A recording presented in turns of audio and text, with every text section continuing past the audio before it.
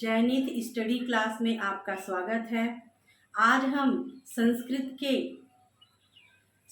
का जो पुस्तक है यूपी बोर्ड का, उसका हम आज अध्ययन करेंगे। पाठ का हमारा नाम है सुभाषित रत्नानी। आज हमारा यह इससे संबंधित पहला वीडियो है। आप इसी तरह हमारे चैनल से बने रहिए। आपका पूरा जो संस्कृत का बुक है हम इसी तरह से सॉल्व करवा देंगे। चलिए आइए पढ़ते हैं। हमारा पाठ का नाम क्या है? सुभाषित रत्नानी। इसका अर्थ होता है सुभाषित रूपी रत्न, मतलब कि सुंदर रत्नों से युक्त। तो यहाँ पे रत्न मतलब यहाँ पे है सुंदर वचन, शब्द, उसी के बारे में हम पढ़ेंगे। तो आइए, पहला क्या है आपका? भाषासु मुख्या मधुरा दिव्य गिरवाण भारती तस्या ही मधुरम काव्यम तस्मादपि सुभाषितम।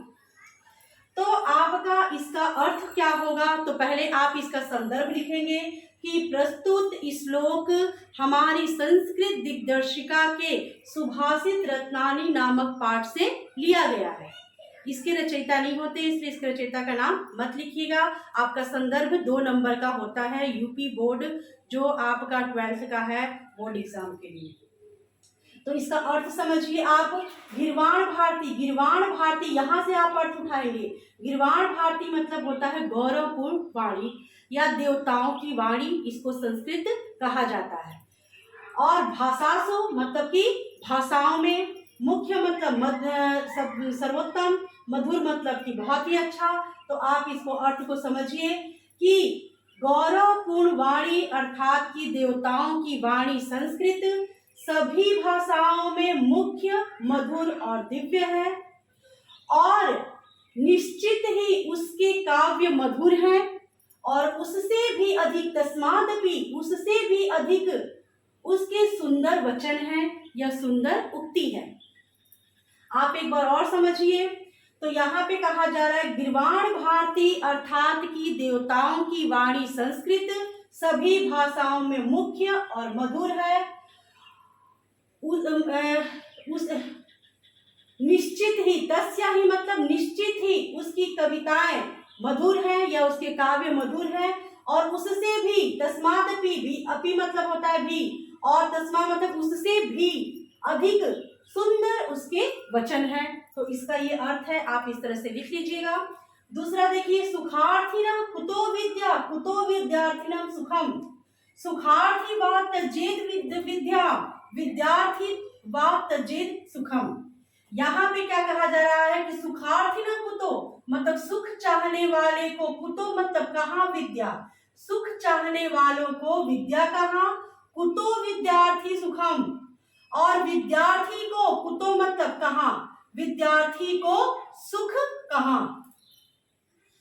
सुखार्थी व त्यजेत, सुख चाहने वाले को, त्यजेत विद्या त्याग देनी चाहिए विद्या, विद्यार्थी व त्यजेत सुखम, और विद्यार्थी को सुख त्याग देना चाहिए।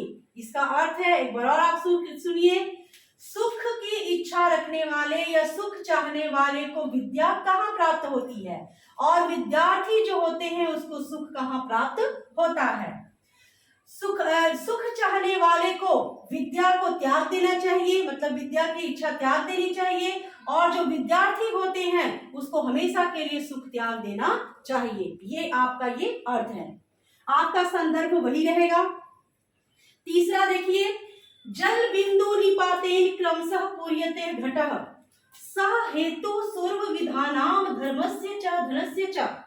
जल बिंदु मतलब कि जल की एक एक बूंद, निपातेन मतलब होता है गिरना, क्रमशः लगातार, पूरिते घटा, पूरिते मतलब भर जाना, घटः मतलब होता है घड़ा, सा हेतु इसी प्रकार से, सर्व विधानाम सभी विद्याएं, और च यहाँ पे दिया, च मतलब और धर्म और धन धीरे धीरे इकट्ठा होता है।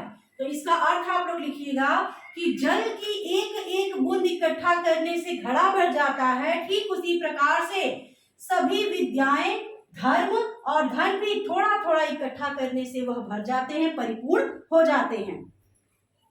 चौथा देखिए, परोक्ष कार्य हंतराम प्रत्यक्ष प्रियवादिनम वर्जेतादृशम मित्रम विश्वकुंभम पयोमुखम कहा जा रहा है परोक्षे मतलब होता है पीठ पीछे, कार्यहंतरम मतलब कार्य को ना मानने वाले या कार्य की हत्या करने वाले, तो लोग तो है नहीं कि हत्या किया जाएगा, तो कार्य को ना मानने वाले। प्रत्यक्षे, प्रत्यक्षे मतलब कि सामने।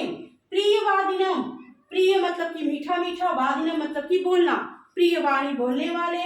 वर्जेतादृशम, वर्जेत मतलब होता है आपका त्याग देना। तत्रादेशम इसी प्रकार से। मित्रम मतलब मित्र को। विष कुंभकम विष से भरे हुए घड़ा।